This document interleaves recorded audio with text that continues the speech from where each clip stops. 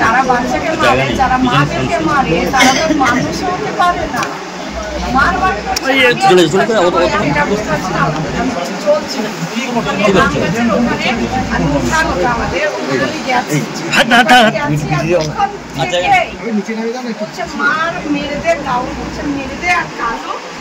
মেরে দিল আমাদের বেটা সারিফুল বলছে মেরে দে আর মেরে দিল কালু। তখন আমাকে ছুটে মেরে দিল। ওখানে ওরা ওদের বাপ চাচা ওগুলা ওদের পোশাক গুন্ডা যে সমাজে পোশাক গুন্ডা আছে সেই সব সেটা না থাকাই ভালো। সে যে কোনো যাই হোক যারাই হোক গুন্ডা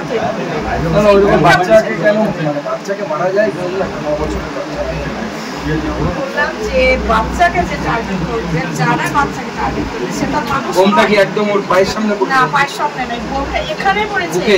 বোমটা একদম এখানে, পায়ের দিকে কিছু হয়নি, হয়েছে এখানে উপরে হয়েছে। এ পা ভালো আছে আমার মায়ের, আমার সোনার, আমার মামনির পা ঠিক আছে, গেছে এইখান থেকে এই পর্যন্ত চলে এসেছে। এখানে এইটুকুলে গেছে, এইটুকুলে গেছে, এগুলো কিছু নেই আমার সোনার, এগুলো কিছু নেই, এগুলো সব খুলে চলে গেছে। এই যে দাঁত সামনে দাঁত নেই, দাঁত খুলে চলে গেছে। আমার মায়ের, আমার মেয়ে, আমার সোনার এই নখটা যখন আমি কাটি, একটু নখটা যখন আমি বেশি ধরে ফেলি হয়তো ধরা হয়ে যায়, একটু যদি রক্ত বার হয় 3 দিন বলে মা ব্যথা আছে ব্যথা আছে। ওখানে পড়েছে, আমি ওদিকে পড়েছি, মেয়ে এদিকে পড়ে গেছে। তখন আমি উঠে বলছি মা দেখো তো আমার পীর জ্বালা করছে, আমার কানে কি হলো দেখো তো, দেখো তো। তখন আমি ঘুরে দেখছি আমার মা ওখানে পড়ে আছে, রক্তে ভেসে যাচ্ছে এগুলো রক্তে। আমার মায়ের আমি তখন দেখছি মা তুমি একটু নৌকাতে যে রক্ত হলে ব্যথা থাকে, মা তোমার কি হয়েছে, ওঠো ওঠো, এমন করে আমি দৌড়ে তুলে দিচ্ছি। কিন্তু নির্মল পশুর থেকেও যদি কিছু খারাপ হয়, তার থেকেও খারাপ, তারা আমার ফুটফুটে শিশুকে, ফুলের মতো শিশুকে এমন আঘাত করেছে, তার ওঠার কথা বলার কোনো ক্ষমতা রাখেনি। একদম সঙ্গে সঙ্গে মেরেছে, সঙ্গে সঙ্গে পড়ে গেছে, আর কোনো তার সারা শব্দ নেই। আর কোনো আমার ফুলের মতো শিশু, সে এখন অনেক দিন বাঁচত, অনেক কিছু করতো, অনেক দিন বাঁচত। হয়তো এমনও হতে পারে যে আজকে আমি হয়তো দিদির সঙ্গেও যেতে পারতো, অন্য সঙ্গেও যেতে পারতো। যে আমার মেয়ে এমন করে একটা ছবি আছে, দেখলেই মনে হয় যে কি জনসেবা করার জন্য আমার মেয়ে তৈরি হয়েছিল। দেখলেই মনে হয় যে সাদা চুড়িদার, সাদা জামা পরে আছে। সেদিনকে বাচ্চাদের টিচারের সেই যে প্রোগ্রামটা হয় ওটা ছিল, টিচার দিয়েছিল, টিচার দিয়ে আমার মেয়ে তখন মিশনে পড়ছিল, টিচার দিয়ে আমার ম্যাডাম হয়েছিল, এমন হয়ে আছে দেখলেই বোঝা যায়, দেখলেই মনে হয় যে জনসেবা করার জন্যই জন্মিয়েছিল। তামান্না জন্মই হয়েছিল জনসেবা করার জন্য। এই ঝুঁকা চুল, মুখটা সোনা দিয়ে মোড়ানো, এই সোনার মোড়ানো মুখটা, এই ফুলের মুখটা বাঁচতে দিল না নরপশুরা, শয়তানরা বাঁচতে দিল না। সেই শয়তানদের কঠিন থেকে কঠিন, তারও কঠিন, ভয়ঙ্কর কঠিন, এত কঠিন আশেপাশে কোনো শয়তান জানো আর একটা খারাপ কাজ করার অস্ত্র বা কি বোম, যে বোমে আঘাত করেছে ওই বোম, মানে কিছু দুর্নীতি করার সাহস যেন না পায়। 9খানা সকেট বোম এখানে পুলিশ উদ্ধার করেছে এবং উদ্ধার করে নিয়ে গেছে। 9খানা জনগণ ছবি তুলতে পেরেছে, দেখতে পেরেছে। বাকি আরো সকেট বোম নাকি এখান থেকে পাওয়া গেছে। তমন্নার মা বাবার সাথে আমার কথা হলো। তমন্নার মা বাবা স্বাভাবিকভাবে সন্তানকে হারিয়ে, তাদের একমাত্র সন্তান, 4 ছেলে জন্ম হওয়ার পরই মারা যায়। শেষে 15 বছর পর এই বাচ্চাটি হয়েছিল, মেয়েটি হয়েছিল, ফুটফুটে সোনার মতো মেয়ে। সেই মেয়ে তাকে আজকে হারাতে হলো এই পরিবারকে, তৃণমূল কংগ্রেসের হারমাদদের জন্য। এবং তামান্নার মা যেটা বললেন যে গাউল বলে কেউ একজন আছে যে নাকি এদের মাথা, সে এখনো পর্যন্ত গ্রেপ্তার হয়নি। তার পুরো নামটা বলতে পারেনি, সবাই গাউল বলে। গাউল শেখ উৎসব, সে নাকি এদের হচ্ছে নেতা, তার উপরে আবার নাকি অন্য নেতা আছে। এবং সব থেকে আমার খুব কথাটা তামান্নার মা বললেন, তৃণমূলের স্বাভাবিকভাবে বিধায়ক হয়েছে, আনন্দে ছিল, ওদের ক্ষমতা বেড়ে গেছে। সেই ক্ষমতা বাড়ার জন্য ওরা তামান্না অর্থাৎ ওনার মেয়ের, উনি বলছেন আমার মেয়ের রক্ত নিয়ে খেলেছে, যেহেতু ওদের ক্ষমতা বেড়েছে। মানুষের ভোটে জিতে, আমিও মানুষের ভোটে 2 বার জিতলাম সংসদ, আমরা তো মানুষের জন্য জিতি, মানুষের রক্ত নিয়ে খেলার জন্য তো জিতি না।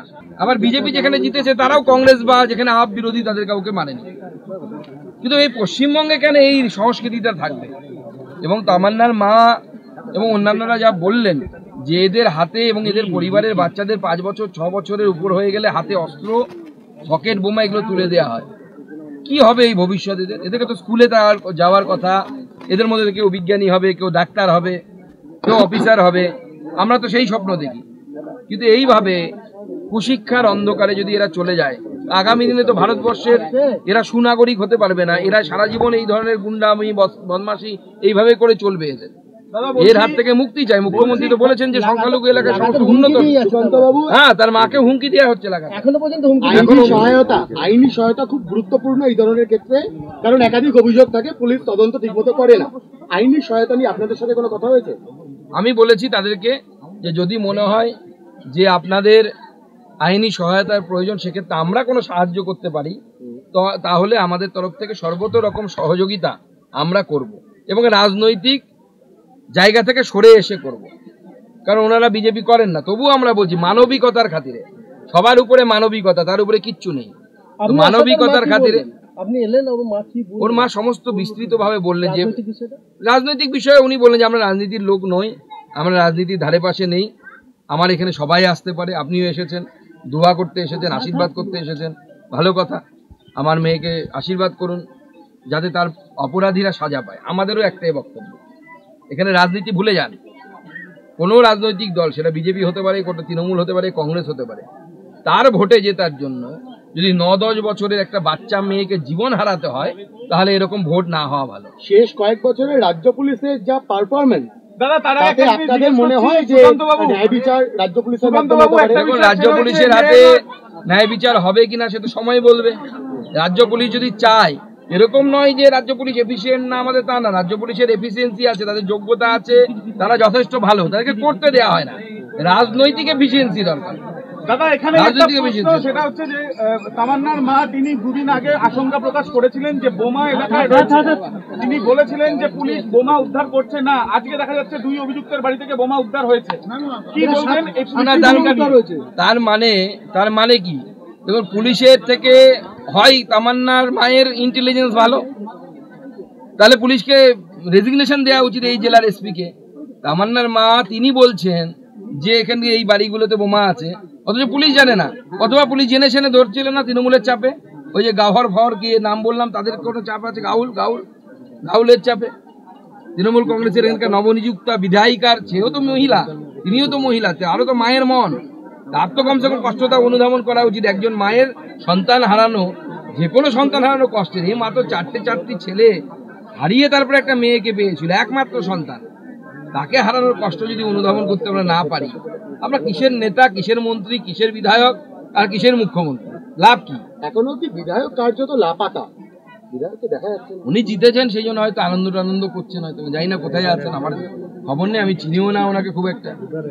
আমাদের ভিডিও ভালো লাগলে লাইক এবং শেয়ার করুন, কমেন্ট সেকশনে গিয়ে জানান আপনাদের মতামত। আরও ভিডিও পেতে আমাদের চ্যানেল সাবস্ক্রাইব করুন এবং প্রতি মুহূর্তে খবরের আপডেট পেতে প্রেস করুন বেল আইকন।